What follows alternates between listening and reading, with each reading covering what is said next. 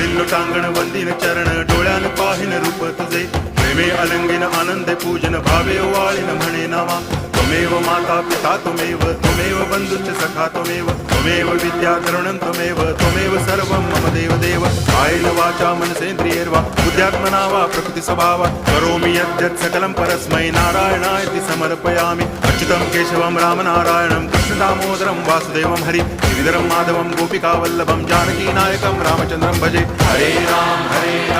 Ram Ram Hare Hare Hare Krishna